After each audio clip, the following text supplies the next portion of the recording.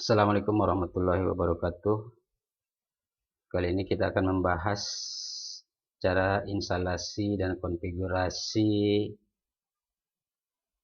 layanan DHCP server yang dalam kegiatan ini kita menggunakan server Debian 10. Kali ini akan ada dua topologi yang kita bahas dalam konfigurasi DHCP server, di mana topologinya tergantung dari hubungan antara server Debian dengan Windows. Topologi pertama adalah yang akan kita praktekkan adalah sebuah server Debian yang kita install pada VirtualBox yang akan dikoneksikan dengan klien yang juga kita install di dalam VirtualBox. Jadi kedua komputer ini, baik server maupun klien, adalah sama-sama virtual machine.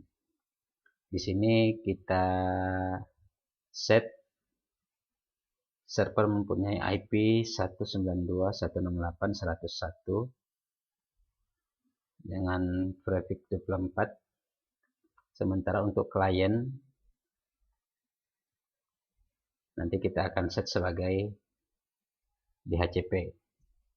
Nah, karena topologinya merupakan sama-sama virtual machine, baik server maupun klien, maka pengaturan adapter akan kita buat sama-sama internal network atau innet, baik di server maupun di klien. Oke, baik. Begitu sekilas tentang topologi, maka selanjutnya kita akan lakukan konfigurasi dan instalasinya di server. Baik, kita buka VirtualBox. Di sini sudah saya buka. Lalu kita mulai dari awal. Saya belum menyiapkan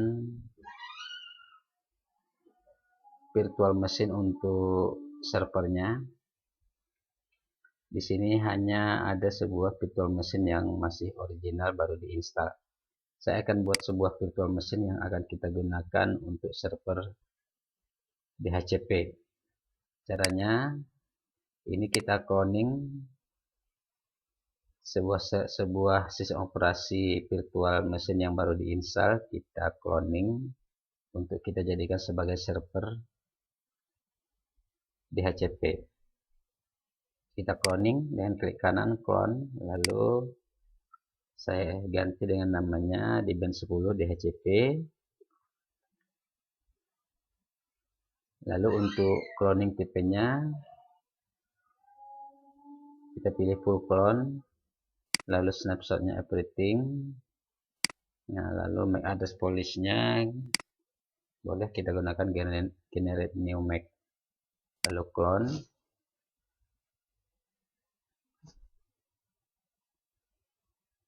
Kita tunggu proses cloningnya selesai. Oke, proses cloning sudah selesai. Jadi di sini sudah ada sebuah server Debian 10 yang akan kita konfigurasi sebagai DHCP. Lalu di sini ada klien yang juga virtual machine. Oke, langkah pertama di sini pastikan storage-nya atau penyimpanannya kosong agar bisa kita buka. Namun sebelum kita jalankan, kita lakukan dulu pengaturan seperti pada topologi. Di sini topologi adapternya adalah internal network. Maka kita buka di Debian DHCP, kita cari network.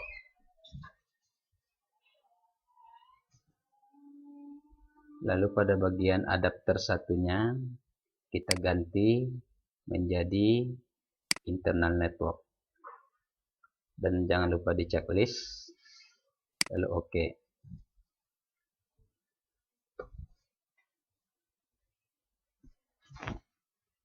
Selanjutnya begitu juga pada klien, kita atur sesuai topologi. Pada klien adapternya adalah internal network.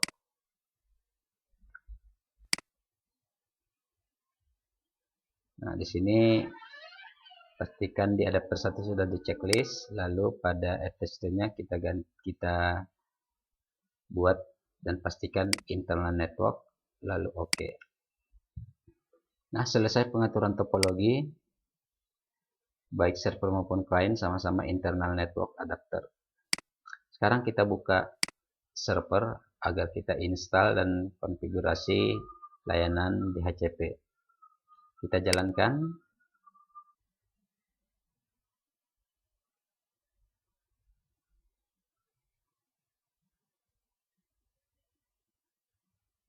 Nah, sudah muncul Debian loginnya.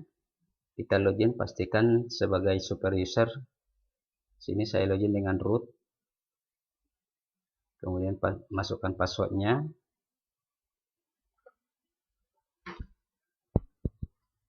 Nah, di sini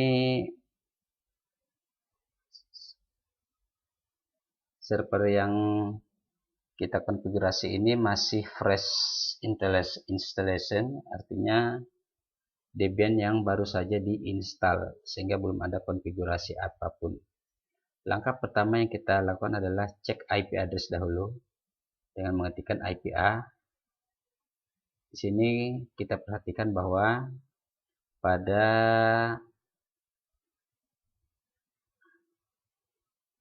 Ethernet utama atau nPNOS3 belum memiliki IP address. Sementara sesuai topologi addressnya adalah 192.168.101. Maka di sini kita konfigurasi, kita set agar IP-nya menjadi 192.168.101. Caranya kita buka dengan aplikasi Nano. Kita buka file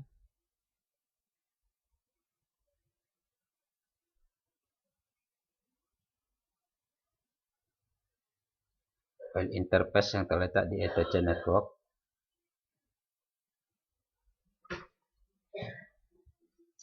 Nah, ini adalah konfigurasi atau script yang berada di file interface.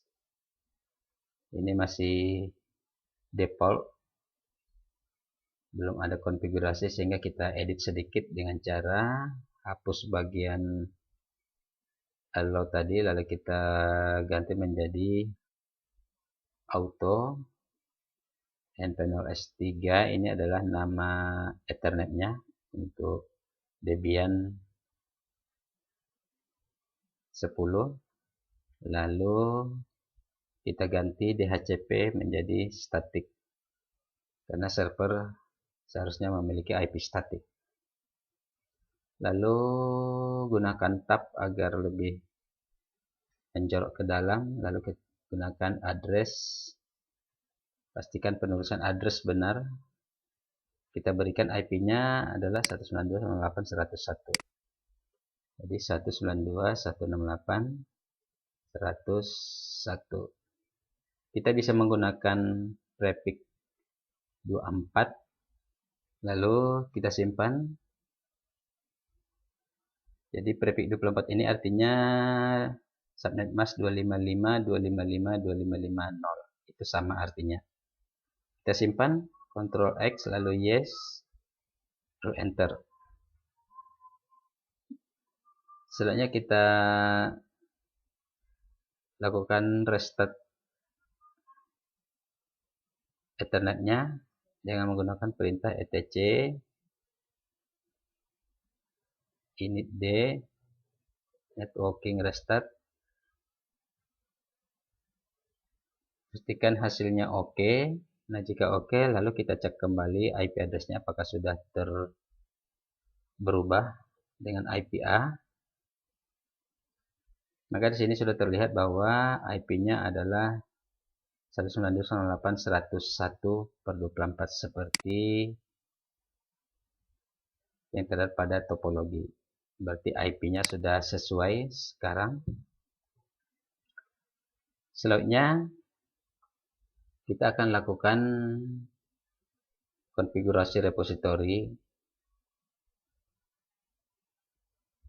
karena aplikasi DHCP server itu terletak pada DPD Debian. Maka di sini untuk repositori kita indekskan dari DPD, baik DPD 1, 2, dan 3. Sebelum kita indeks, kita buat repositorinya, kita cek dahulu script repositori pada Debian. Caranya kita buka di file etc apt source.list. Jadi konfigurasi repositori ini terletak pada file source.list yang terletak di direktori etc apt. Lalu enter. Nah, di sini kita lihat baru DPD1 binary 1 yang terindeks di sini, sementara DPD2 belum ada. Begitu juga dengan DPD3. Maka nanti harus kita indeks DPD2 dengan DPD3. Karena kita akan menginstal aplikasi menggunakan DPD, maka di sini terdapat alamat repositori melalui alamat internet. Maka karena Debian kita tidak terkoneksi internet, maka ini kita nonaktifkan dengan memberikan tanda pagar di depan script link repositori internet ini. Kita tambah tanda pagar sehingga berubah menjadi warna biru. Lalu kita simpan, Ctrl X, lalu Y, enter. Selanjutnya kita indekskan DPD-nya, buka device optical drive, lalu masukkan DPD1, atau bisa menggunakan choose this image.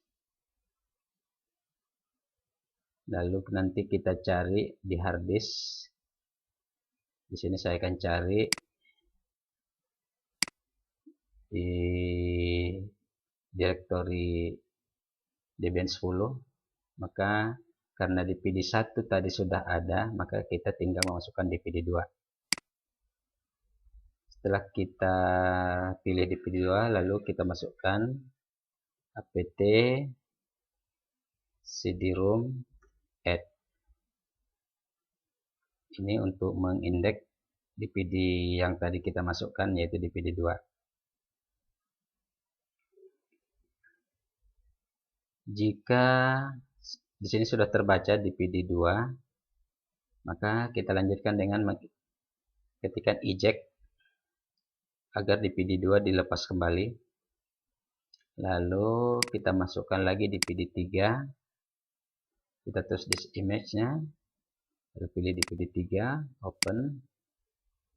Nah, lalu kita gunakan lagi perintah tadi, yaitu apt min cd-rom add. Lalu enter.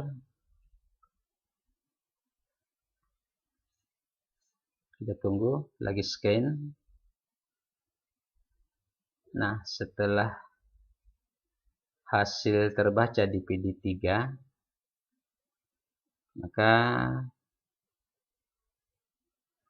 kita lakukan gunakan perintah apt update.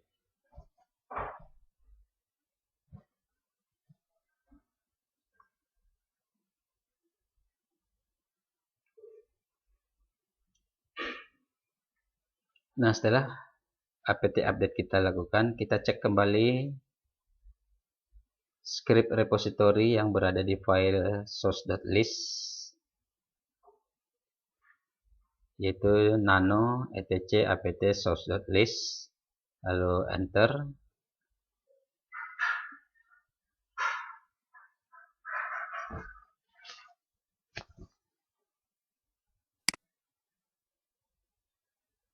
Di sini terlihat bahwa semua DPD baik DPD 1, 2, dan 3 sudah terindeks ke dalam file source.list.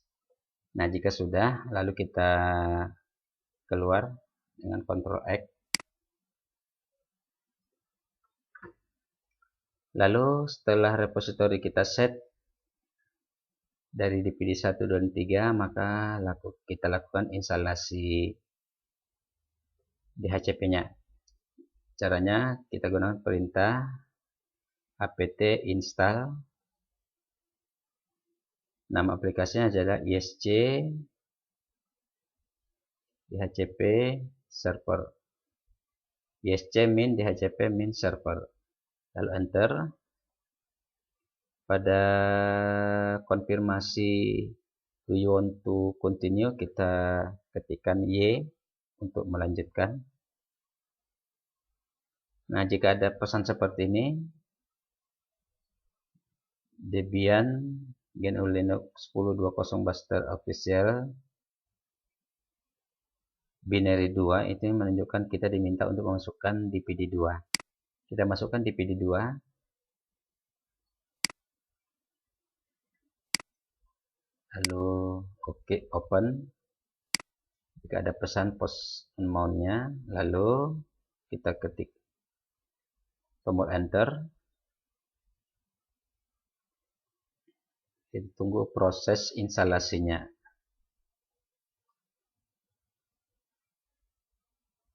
Nah, ini proses instalasi sedang berjalan.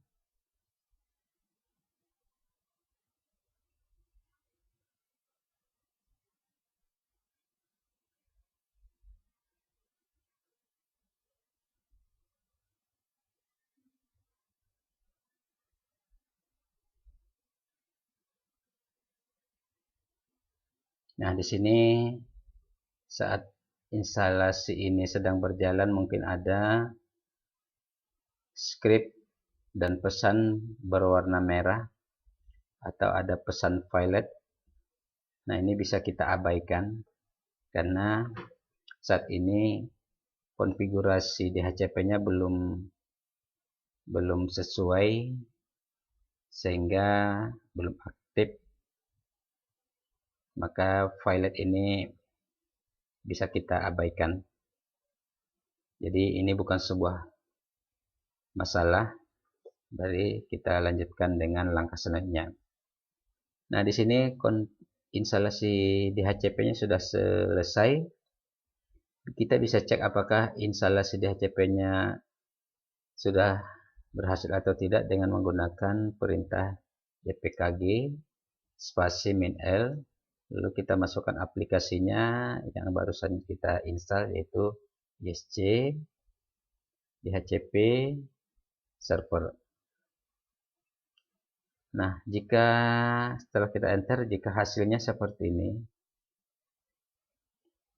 maka ini menunjukkan bahwa ada tanda i 2 kali, menunjukkan bahwa aplikasi isc dhcp server sudah terinstall. Di sini versinya adalah 4412. Oke, kita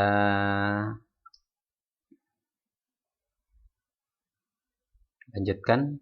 Kita enter atau bisa kita gunakan perintah clear untuk menghapus layar atau berpindah ke layar baru seperti ini. Bisa kita enter tidak masalah ya.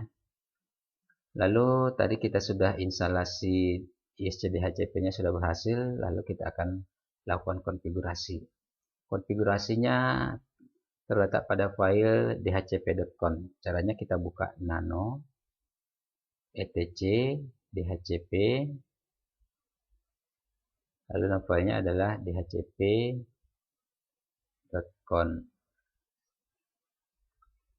etc dhcp dhcp.conf, lalu enter. Nah, di sini konfigurasinya yang akan kita edit adalah terdapat pada baris ke-30.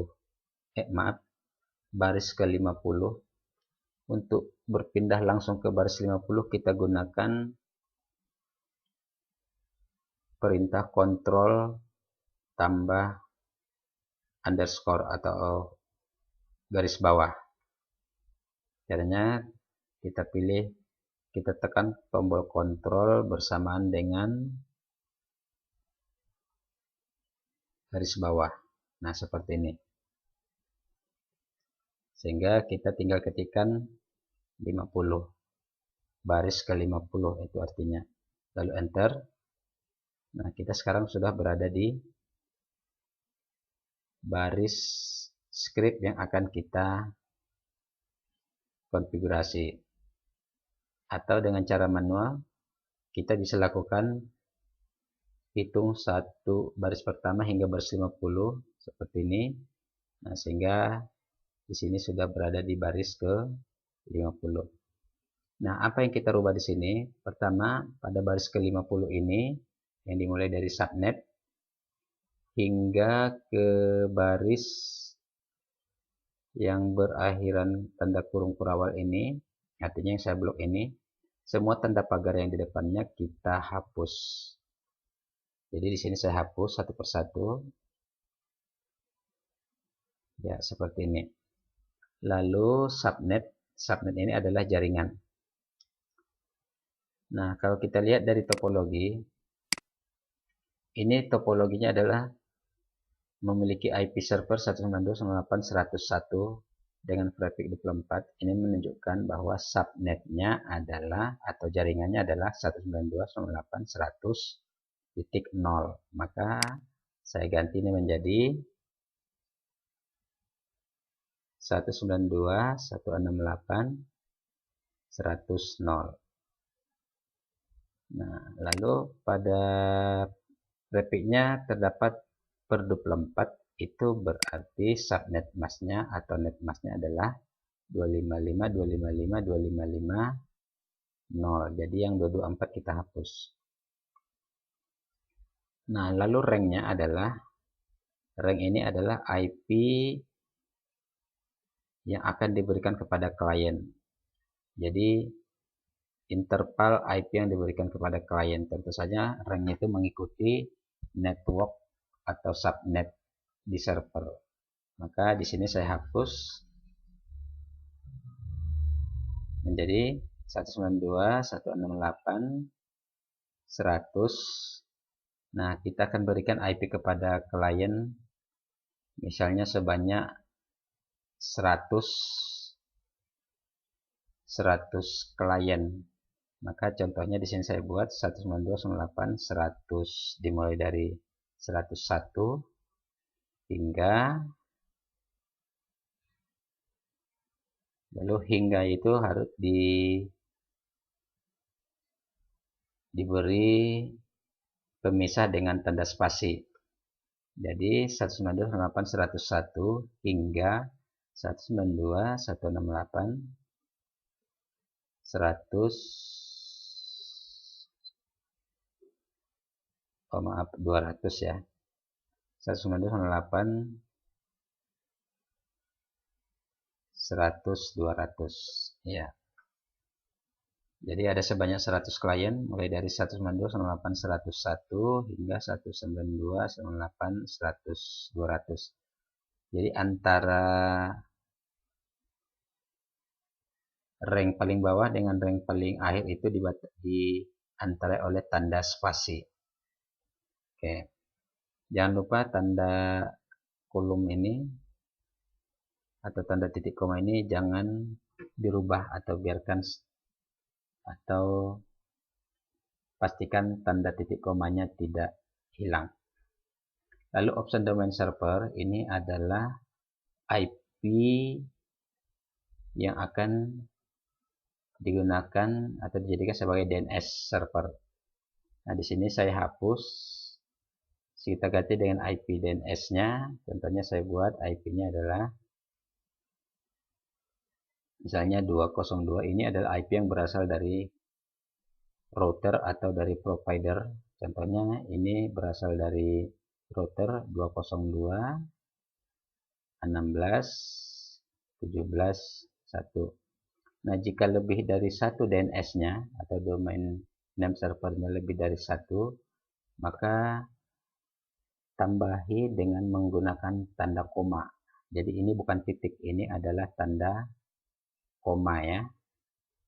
Jadi antara DNS pertama dengan DNS kedua itu dipisahkan oleh tanda koma, bukan titik. Nah, DNS kedua saya tambahin misalnya punya Google 8888 seperti ini ya. Jadi DNS pertama 202.16.17.1, lalu dipisahkan oleh tanda koma, lalu dimasukkan DNS kedua 888. Lalu untuk berikutnya option domain name-nya. Nah, ini adalah DNS yang merupakan sebuah domain, yaitu berupa alamat. Contohnya saya buat smk n14 medan sch.id. Anda boleh membuat dengan nama yang lain, misalnya smkn14medan.com atau nama Anda, lalu .com atau .net dan seterusnya. Jadi ini tidak mesti real ya, boleh tidak real. Lalu option routernya ini kita sesuaikan dengan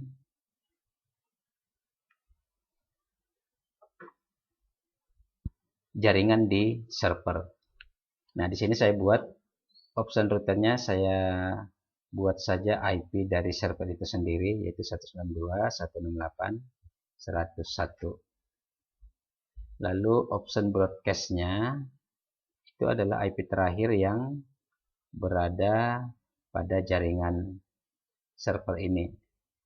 Jadi kalau IP 192.168.101/24, maka yang menjadi broadcast biasanya adalah angka terakhir atau paling tinggi dari host ID. Jadi di sini paling tinggi di sini adalah 255. Maka kita ganti di sini menjadi 192.168.100.255. Jadi 255 ini adalah angka paling akhir dari sebuah jaringan di kelas C. Nah, lalu default list time-nya adalah masa sewa secara default 600 detik. Kemudian maksimum adalah 7.200 detik. Ini boleh diganti atau kita buat saja secara default seperti ini. Oke, hanya itu konfigurasinya untuk file ini. Jadi silakan diperiksa kembali apakah skripnya sudah benar. Silakan diperiksa kembali punya masing-masing. Nah, saya sudah selesai konfigurasi file ini, lalu kita simpan dengan Ctrl X, lalu Y, Enter. Ada dua konfigurasi file pada DHCP server ini. Pertama tadi adalah file dhcp.conf yang sudah kita konfigurasi. Lalu berikutnya adalah file, kita buka dengan nano, yang terletak di etc default lalu isc dhcp server. Jadi file keduanya adalah isc dhcp server yang terletak di direktori etc default. Lalu enter. Di sini konfigurasi yang kita lakukan hanyalah menentukan Ethernet untuk server DHCP. Ethernet kita, karena kita menggunakan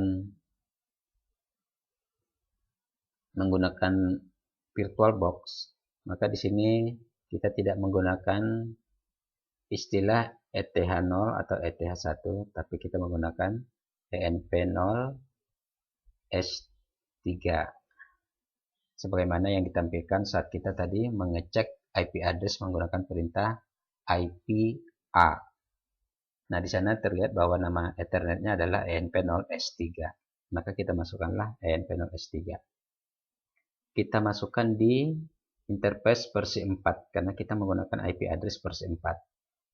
Sementara interface versi 6 kita nonaktifkan karena IP address versi 6 belum digunakan secara umum saat ini. Jadi penggunaan IP address masih menggunakan versi 4. Oke, jika sudah, lalu kita simpan atau keluar dengan Ctrl X, lalu tekan tombol Y, lalu enter.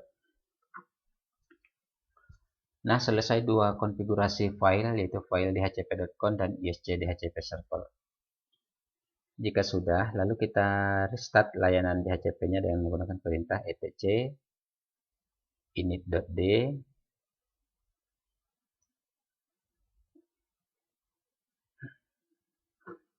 lalu isc dhcp server restart.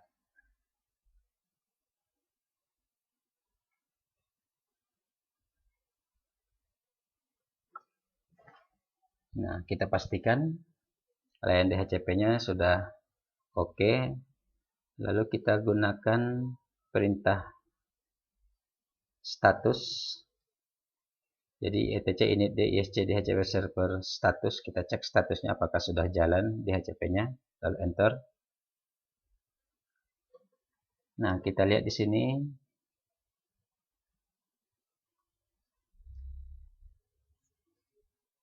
pastikan sudah running. Nah, di sini terlihat bahwa aktif running. Di sini aktif running. Ini menunjukkan bahwa DHCP server kita sudah running. Nah, lalu kita lakukan pengecekan pada klien. Di sini klien saya belum jalan karena kliennya Windows 7 belum kita jalankan. Sebelum kita jalankan, kita pastikan dahulu tadi sudah kita cek di bagian networknya sesuai dengan topologi bahwa klien adapternya adalah internal network sama dengan server. Nah, di sini network pada klien Windows 7, pastikan adapter 1 di checklist, lalu attach-nya internal network, lalu oke. Nah, jika sudah, kita jalankan, pastikan di bagian storage-nya optical drive-nya kosong atau empty, lalu kita jalankan.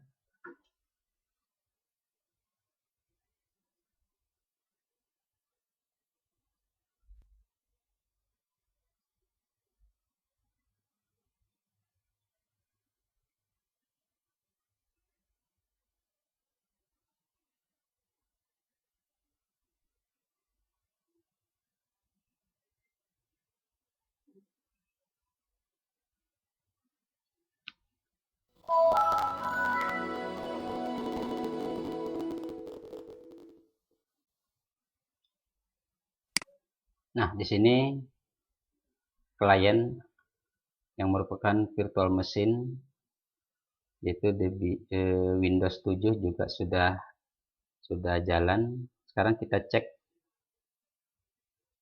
IP address-nya.